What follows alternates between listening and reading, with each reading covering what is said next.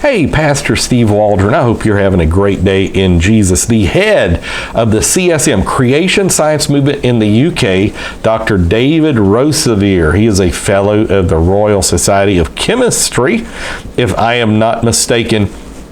This could be one of the greatest little books I have ever read on the subject of creation and evolution. Now, and I say I've read it, I have not started at the beginning and read to the end, but reading through it, it is absolutely fantastic, and God be my help if there's time. Right now, I'm stuck in a several hundred-page tome with reading the Federalist Papers right now, but it's more than the Federalist Papers. It's many more things. But let me just show you some of the things in here, possible mechanisms of evolution. And it's a phenomenal book. And he's got some videos out too on YouTube that don't have many views, but they are excellent. Like, you can probably learn more in 10 minutes from his presentations than you can learn by most people's in a very long time. So I got this off Amazon. There's an Amazon UK, but I got this off the American Amazon, if I'm not mistaken. But this is just fantastic. Let's see what it is.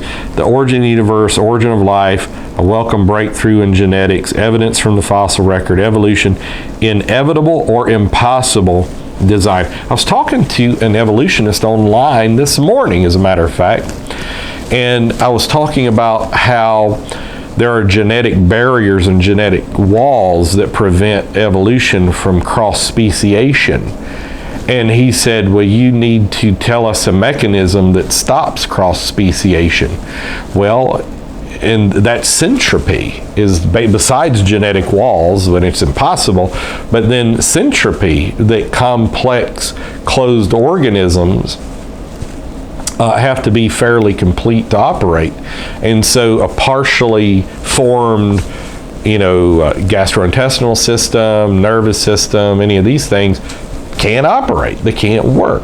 You can't get from. So if you were to say to an evolutionist, think deeply, don't do the generalizations, the mountain peaks, but to go very deep, tell me what happened at specific areas of evolution from an amoeba to a woolly mammoth, for example. What did it look like? What did inside of it the skeletal system look like? What did the partial skeletal systems look like? What did the nervous system look like? What did the circulatory system look like? What did the optical system look like? What do they call it? The olfactory or something with the smell system look like? What did the cranial, what did the brain system look like?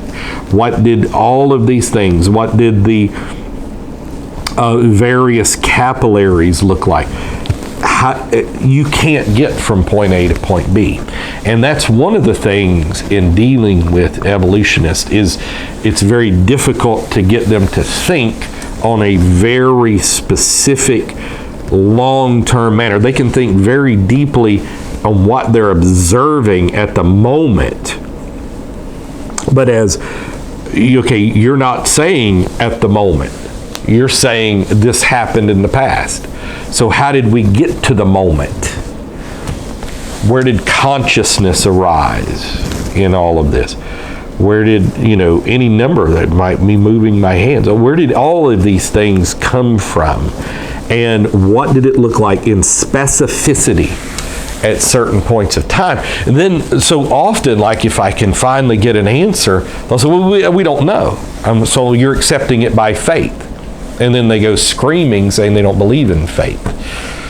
So they believe in non-faith. So they still have faith to believe in non-faith, And so anyhow, this is just a great book. What can I say? The anthropic principle, this is just a phenomenal, what I've been reading out of it. The simplest cell. It's a tour de force. Like every paragraph, is just boom.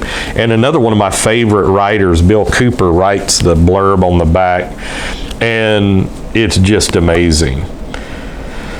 And so there's a lot of secular scientists that are coming out and throwing off Darwinianism and Darwinism. Yale scientists just did, but it's just amazing. Great book. I'd encourage you to get it. All his books, if you can get them. And they have the CSM UK. These little pamphlets are out of this world too. A lot of them are by fellows in the Royal Society. So God bless. Talk with you later in Jesus' name.